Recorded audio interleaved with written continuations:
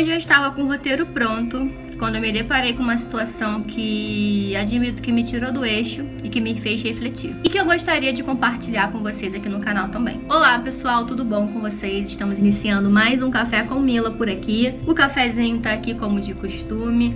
Como vocês estão vendo, o cenário novo. Olha que lindo, que chique, gente. Ainda não tá pronto, né? Tô fazendo aqui os últimos detalhes. E esse vídeo é um vídeo que particularmente não estava no meu roteiro, na minha lista de roteiros, mas eu acho que é muito importante para edificação e para nossa reflexão como cristãos ou não, para nossa reflexão como ser humano, antes de qualquer coisa. Bom, o que eu quero dizer para vocês hoje, gente, é que o mundo espiritual existe. Até porque se existe o bem, não tem lógica não existe o mal. Concordam comigo? Bom, antes de eu explicar o meu relato pessoal, esse vídeo vai ser basicamente uma reflexão que eu fiz a partir de algo que aconteceu comigo. Tem acontecido, né? Eu preciso que vocês prestem bastante atenção. Caso vocês gostem desse vídeo, peço para que vocês deixem um likezinho aqui, se inscreva também. Ao contrário do que algumas pessoas dizem, o diabo ele existe. De acordo com o que diz em Pedro 5, versículo 8, ele anda ao nosso derredor. Anda ao redor como um leão, fugindo e procurando a quem possa devorar. Pedro nos mostra que devemos estar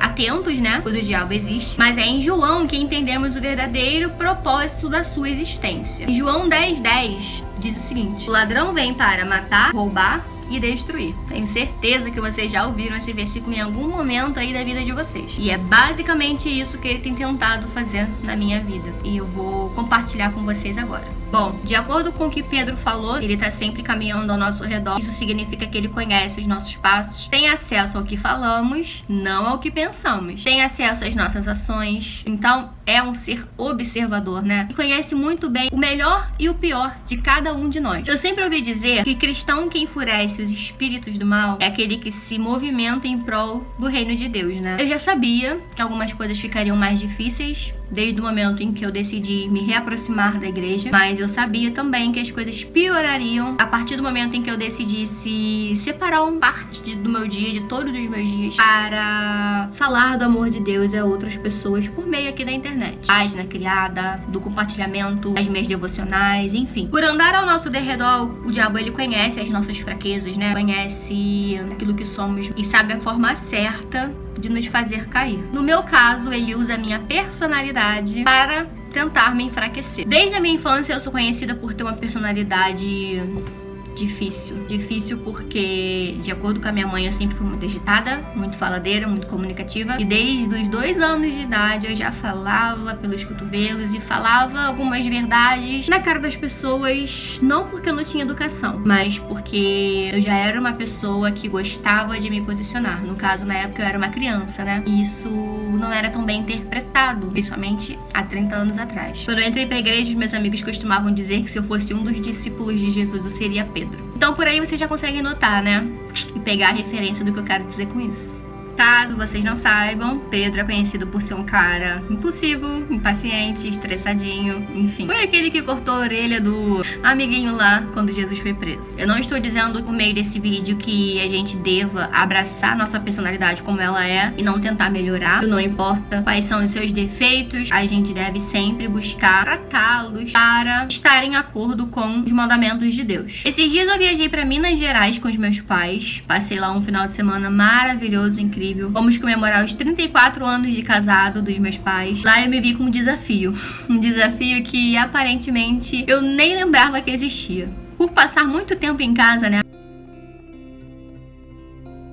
É muito fácil eu vir aqui na frente das câmeras e vir falar com vocês sobre as coisas de Deus, sobre toda a base teórica que eu tenho aprendido, divulgar as minhas devocionais, enfim. Mas a dificuldade mesmo se instaura no momento em que eu vou pra rua, no momento em que eu tenho que lidar com outras pessoas. Afinal, essa é a minha grande dificuldade. Cada um de nós vai ter dificuldade em alguma área da vida, particularmente falando, pessoas com a minha grande dificuldade. Outra coisa importante também que deve ser ressaltada é que quando a gente se posiciona, né, a falar de Deus e motivar outras pessoas na caminhada cristã, a gente fica muito visada. As pessoas têm a tendência a olhar pra você como se fosse uma pessoa que beira a perfeição, uma pessoa mais liberta do pecado, de repente, uma pessoa mais próxima de Deus. Mas algumas pessoas esquecem que somos todas pessoas e desde Adão somos pecadores. E o fato de eu me posicionar com relação a ofertar despertar, né, um pouco da fé que eu tenho exercido com o objetivo de influenciar outras pessoas, não faz de mim menos pecadora que você que tá aí do outro lado assistindo, por exemplo. E o mais engraçado de tudo isso é que, infelizmente, as pessoas que vão estar de olho em você, não propositalmente, talvez seja algo inconsciente mesmo, e comparando se o seu modo de falar corresponde ao seu modo de agir, são os seus familiares. São as pessoas mais próximas a você. São as pessoas que já têm personalidade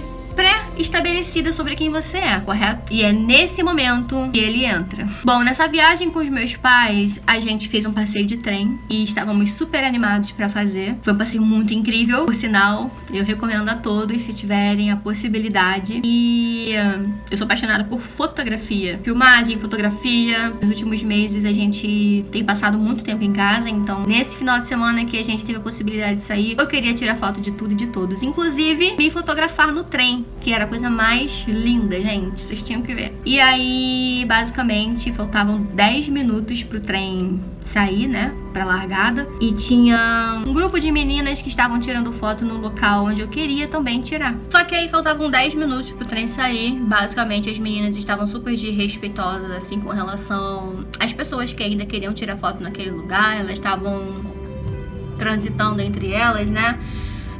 E não tava um pouco se importando assim se existiam outras pessoas ali também com o mesmo objetivo. Isso foi me deixando muito irritada mesmo. E eu comecei a falar algumas coisas que não eram precisas, não para as meninas, né? Mas eu comecei a falar com meus pais, por exemplo, com meu marido, enfim. E eu cheguei à compreensão de que eu estava no meu campo de batalha, né? No sentido de ter que lidar com pessoas, ter que ter paciência com a falta de educação das pessoas, com a falta de respeito das pessoas e não entregar o mesmo que a gente recebe. É uma coisa tão delicada, tão difícil. Nesse momento, eu percebi que eu tinha deixado aquele que vem pra matar, roubar, destruir e me envergonhar perante os meus pais, que são as pessoas que mais me conhecem e, como eu falei, né, já tem aquela opinião formada sobre quem sou e dificilmente acreditarão na minha mudança. Por quê? Quando a gente tem uma opinião formada sobre alguém, para que a gente reformule essa opinião, para que a gente compreenda que essa pessoa está em processo de mudança, porque eu não disse que mudei, né? Eu acho que a mudança, ela acontece, né? O Espírito Santo, ele é capaz de transformar nossas vidas, nossas atitudes, nossa aparência, nosso jeito de ser, de falar, de agir, enfim. Mas é tudo um processo. Então, quando essas pessoas que já nos conhecem nos veem errando de alguma forma, elas basicamente têm a percepção de que do que a gente fala é da boca pra fora. Não por maldade, volto a repetir. O que eu quero dizer com isso, gente? É muito fácil, né? A gente falar do amor de Deus, a gente pregar sobre as maravilhas que Deus tem feito na nossa vida, aqui dentro de casa, aqui no meu quarto. É um lugar calmo, tranquilo. É um lugar que foi preparado por mim, justamente com as coisas que eu gosto, pra me fazer bem. Mas é muito difícil a gente colocar as nossas palavras em ação quando estamos em nosso campo de batalha. O meu campo de batalha, por exemplo, é um local cheio de pessoas.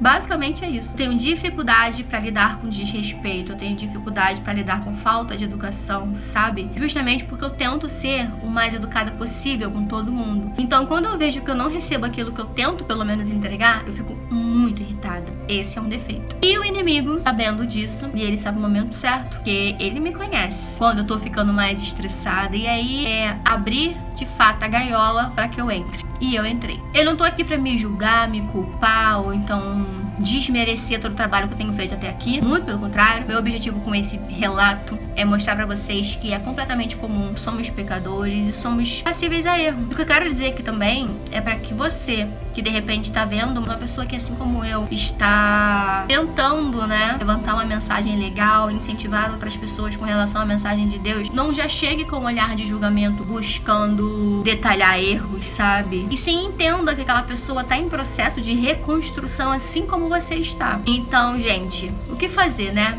Mediante a toda essa batalha espiritual que envolve a vida do cristão, principalmente do cristão que faz barulho. Porque eu decidi fazer barulho. Em 2024, eu decidi me aproximar de Deus e eu achei que a minha aproximação de Deus não ia ser o suficiente. Eu queria mesmo era fazer barulho, era levar a palavra de Deus a outras pessoas, incentivar outras pessoas, né, por meio da minha vida, né? Tanto que o Café com Mila tem esse objetivo de trazer questões que acontecem no meu dia a dia e refletir sobre elas, para que vocês que estão aí do outro lado, aprendendo, né, sobre o que é o Evangelho, aprendendo sobre quem é Deus, sobre o que é Jesus e as maravilhas que Ele fez na minha vida e na vida de muitas outras pessoas, entendam também que somos seres humanos passíveis a erro e que não justifica o fato de querermos continuar errando e temos que ficar ligados em Deus, sabe? Eu acho que o meu erro foi estar desligada, desconectada naquele momento de empolgação com relação ao trem. Por isso que é importante essa conexão diária com Deus, por isso que é importante a devocional, por isso que é importante a leitura bíblica para todos os dias. Então, para finalizar, lembre-se sempre de estar em contato diário com Deus, em contato contínuo. Não se esqueçam de não julgar, né? Não julgar quem tá tentando, não julgar quem tá